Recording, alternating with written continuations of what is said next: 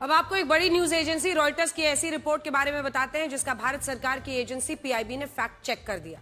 चौंकाने वाली बात यह है कि इस फैक्ट चेक में रॉयटर्स की रिपोर्ट फर्जी पाई गई। इसी महीने रॉयटर्स ने एक रिपोर्ट पब्लिश की और उसमें दावा किया कि भारत सरकार एप्पल, सैमसंग, दूसरे मोबाइल फोन बनाने वाली कंपनियों पर दबाव बना रही है कि वो अपने ऑपरेटिंग सिस्टम का सोर्स कोड सरकार के साथ शेयर करे।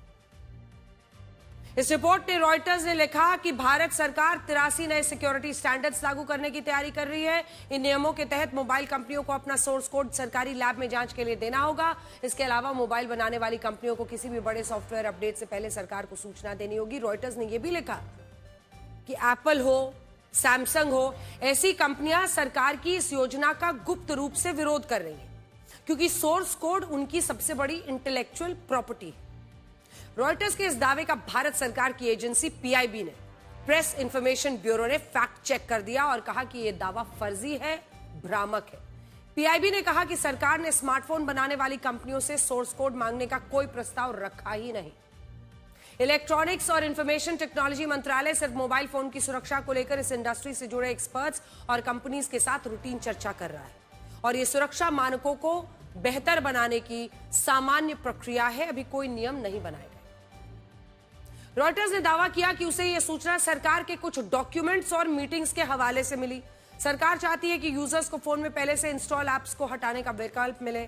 सरकार का तर्क है कि कई स्मार्टफोन्स में प्री इंस्टॉल्ड एप्स होते हैं जो यूजर्स की जानकारी के बिना उनके डेटा का मिसयूज कर सकते हैं। सरकार इस लीकेज को रोकना चाहती है, जबकि रॉयटर्स ने इसे सोर्स कोड मांगने तक बढ़ा चढ़ाकर पेश किया, जिसे सरकार की ही तरफ से फैक्ट चेक किया गया, खारिज किया गया। अब इस फैक्ट चेक के बाद सवाल उठ रहे हैं कि क्या एक बड़ी अंतर्राष्ट्रीय न्यूज एजेंसी भारत सरकार को लेकर इस तरह गलत जानकारी जानबूझकर फैला सकती है? रॉयटर्स जैसी एजेंसी की रिपोर्ट का इस्तेमाल दुनिया में तमाम न्यूज चैनल, अखबार, डिजिटल चैनल अपनी खबरों में करते हैं। ये कितनी गंभीर बात है। रॉयटर्स की वजह से दुनिया भर में इस तरह की भ्रामक जानकारी फैल सकती है जिसमें सरकार की नीतियों, मोबाइल कंपनियों, यूजर्स को लेकर नकारात्मक संदेश जा सकता है।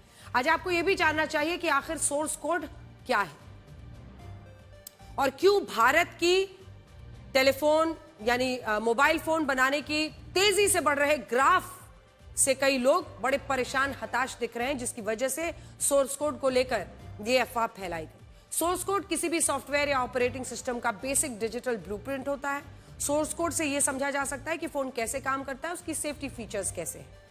मोबाइल फोन बनाने वाली कंपनियां इसे किसी के साथ साझा नहीं करती। इसे ट्रेड सीक्रेट्स दूसरों को पता चल सकते हैं, साथ ही यूजर्स की सेफ्टी भी प्रभावित हो सकती है।